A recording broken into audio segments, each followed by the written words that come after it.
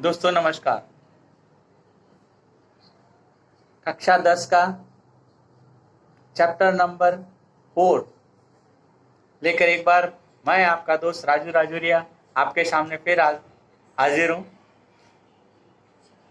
Chapter का नाम है मन। ये एक कविता है। विकास परिहार, जन्म 1983, गुना मध्य प्रदेश से हैं।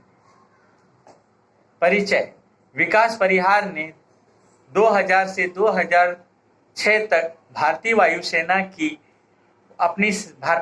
को अपनी सेवाएं दी। फिर पत्रकारिता के क्षेत्र में उतरने के बाद रेडियो से भी जुड़े। साहित्य में विशेष रुचि होने के कारण आप नाट्य गतिविधियों से भी जुड़े हुए हैं। पद्य संबंधी: हाइकू यह जापान की लोकप्रिय काव्य शैली है। हाइकू विश्व की सबसे छोटी कविता कही जाती है। 5वें दशक में हिंदी साहित्य ने हाइकू को खुले मन से स्वीकार किया। हाइकू कविता 5 + 7 + 5 = 17 वर्ण के ढांचे में लिखी जाती है।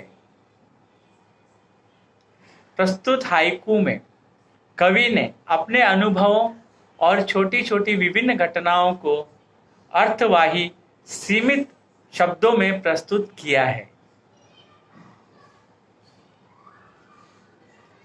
मन कविता: घना अंधेरा, चमकता प्रकाश और अधिक। भावार्थ: कवि कहते हैं कि व्यक्ति के हृदय में जब कभी घना अंधेरा आता है तो घने अंधेरे में प्रकाश और अधिक चमकता है। यानी कि दुख एवं संघर्ष की घड़ी में कवि को सुख रूपी प्रकाश की किरणें तीव्रता से चमकती हुई प्रतीत होती है। प्रतिकूल परिस्थिति में भी कवि को अनुकूल स्थिति दिखाई देती है।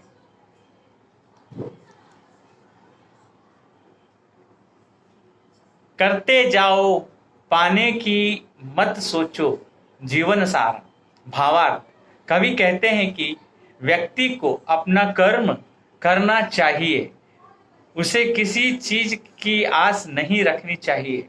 व्यक्ति का संपूर्ण जीवन कर्म करते हुए व्यतीत होना चाहिए, उसे फल की अपेक्षा नहीं करनी चाहिए।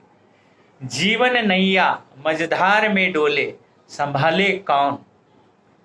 शब्दार्थ: मझधार, नदी के प्रवाह का माध्य भाग। भावार्थ: प्रस्तुत पंक्ति के माध्यम से कवि कहते हैं कि कभी कभी ऐसी स्थिति बन जाती है कि व्यक्ति के जीवन रूपी नैया मझधार की संघर्षमय स्थिति में भी हिलकोरे खाती है और प्रतीत होती है। उस वक्त व्यक्ति के मन में प्रश्न पैदा होता है कि ऐसी संकट की घड़ी में उसे कौन संभालेगा। रंग बिरंगे रंग संग लेकर आया फागुन। फागुन माघ के बाद आने वाला हिंदी महीना यानी फाल्गुन। भावार्थ: कवि कहते हैं कि फाल्गुन का महीना अपने साथ रंग बिरंगे रंग लेकर आता है। वह व्यक्ति के जीवन में खुशियों की बहार ला देता है। वह देख भुलाकर भी हंसी खुशी से जीने की प्रेरणा देता है। कांटों के बीच खिलखिलाता फूल देता प्रेरणा। शब्दार्थ: प्रेरणा मतलब उत्तेजना, मन में उत्पन्न होने वाला प्रोत्साहन पर भाव विचार। भावार्थ: कवि कहते हैं कि प्रकृति इंसान को प्रेरणा देने के अनमोल कार्य करती है। वह मनुष्य के लिए प्रेरक है। जीवन में चारों ओर संकट रूपी कांटे ही कांटे होते हैं। ऐसे में व्यक्ति को उन कांटों के बीच से मार्ग निकालने की प्रेरणा खिलखिलाता फूल ही देता है। भीतरी कुंठा, आंखों के द्वारा से आई बहार। शब्दार्थ: कुंठा मतलब घोर निराशा। भावार्थ: कवि कहते हैं कि पीड़ित व्यक्ति के हृदय में जो विफलता जन्य घोर निराशा होती है, वह उसके नयनों के द्वार से आंसुओं के रूप में बाहर आती है। व्यक्ति को रोने के बाद राहत मिलती है। उसे सुकून का एहसास भी होता है। खारे जल से धुल गए विषाद मन पावन। शब्दार्थ, विषाद अभिलाषा पूरी न होने पर मन में होने वाला खेद या दुख। भावार्थ, प्रस्तुत कविता में कवि कहते हैं कि व्यक्ति की सारी अभिलाषाएं पूर्ण नहीं होती हैं। जब व्यक्ति की अभिलाषाएं पूर्ण नहीं होती हैं तब वह हृदय से दुखी हो जाता है। ऐसे में व्यक्ति के पास आंसू बहाने के अलावा अन्य साधन शेष नहीं रहता है। वह आंसू बहाता है, जिस कारण उसके मन के सारे विषाद अपने आप धुल जाते हैं और उसका मन पवित्र हो जाता है। मृत्यु को जीना जीवन विष पीना है जिजीविषा। जिजीविषा शब्दार्थ मतलब जीवन के प्रति आसक्ति, जीने की इच्छा। भावार्थ, कवि कहते हैं कि जिसको जीवन मिलता है उसकी मृत्यु भी तो निश्चित होती है, फिर भी व्यक्ति के पास जीवन जीने की प्रबल इच्छा रहती है। हर व्यक्ति जीवन से प्यार करता है। देखा जाए तो जीवन क्षणभंगुर है, फिर भी व्यक्ति इस जीवन रूपी विष को पीना चाहता है। वह मरना नहीं चाहता, लेकिन यह संभव नहीं। मन की पीड़ा छाई मन बादल बरसी आंखें। भावार्थ, कवि कहते हैं कि व्यक्ति अपने मन में दुख को कब तक संभाल रख सकता है। आखिर में उसके हृदय की पीड़ा काले बादलों का रूप धारण कर लेती है और आंसुओं के रूप में प्रस्तुत होती है। चलती साथ पटरियां रेल की फिर भी मौन। भावार्थ, कवि कहते हैं कि व्यक्ति इस संसार में अकेला आता है और अकेला चला जाता है। कोई किसी का नहीं होता है। दुख में व्यक्ति का साथ कोई नहीं देता।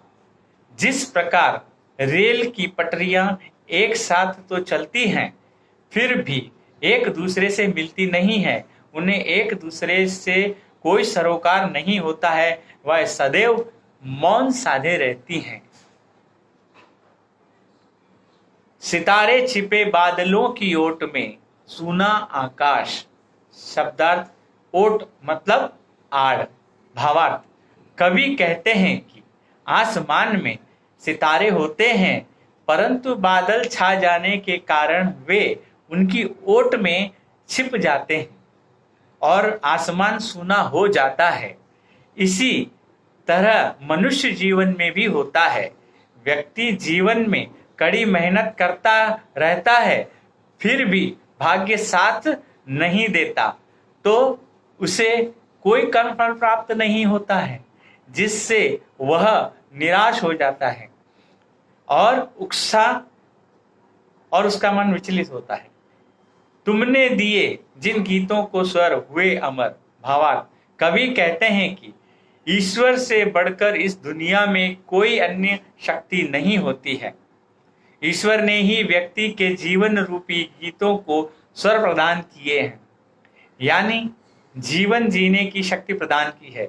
यही कारण है कि व्यक्ति अपने कर्म के कारण ही दुनिया में पहचाना जाता है। सागर में भी रहकर मछली प्यासी ही रही। भावार्थ, कवि कहते हैं कि मछली सागर में रहती है, फिर भी वह सागर का पानी ग्रहण नहीं करती है, वह प्यासी ही रहती है। इसी प्रकार जीवन रूपी सागर में मानव रूपी मछली सब कुछ प्राप्त कर लेती है, फिर भी जीवन के अंतकाल में वह उन्हें छोड़कर चला जाता है। आखिर यही दुनिया का दस्तूर है। कविता। घना अंधेरा चमकता प्रकाश और अधिक, करते जाओ पाने की मत सोचो जीवन सारा। जीवन नैया मझधार में डोले, संभाले कौन। रंग बिरंगे रंग संग लेकर आया फागुन, कांटों के बीच खिल खिलाता फूल देता प्रेरणा। भीतरी कुंठा आंखों के द्वारा से आई बहार, खारे जल से धुल गए विषाद मन पावन, मृत्यु को जीना जीवन विष पीना है जिजिया विषा। मन की पीड़ा छाई मन बादल बरसी आंखें, चलती साथ पटरियां रेल की फिर भी मौन, सितारे छिपे बादलों की ओट में सूना आकाश। तुमने दिए जिन गीतों को स्वर हुए अमर। दोस्तों, सागर में भी रहकर मछली प्यासी ही रहे। यह कविता विकास परिहार जी की है, पूरी हुई है। मैंने आपको ये कविता भावार्थ और कठिन शब्दों के साथ बताई है। मुझे विश्वास है आपको ये कविता बहुत अच्छी लगेगी, पसंद भी आएगी। दोस्तों, अगर ये आपको कविता पसंद आती है तो उसको शेयर कीजिए, लाइक कीजिए और कक्षा 10 के बच्चों को तो खास करके भेजिए, ताकि उन्हें ये कविता किताबों में ना पढ़नी पड़े। सिर्फ एक वीडियो देखकर, सिर्फ 10 मिनट का वीडियो देखकर ये कविता याद हो जाएगी और उसका भावार्थ भी याद हो जाएगा, शब्द भी याद हो जाएंगे। धन्यवाद। अगले वीडियो में मिलेंगे फिर, तब तक के लिए जय हिंद।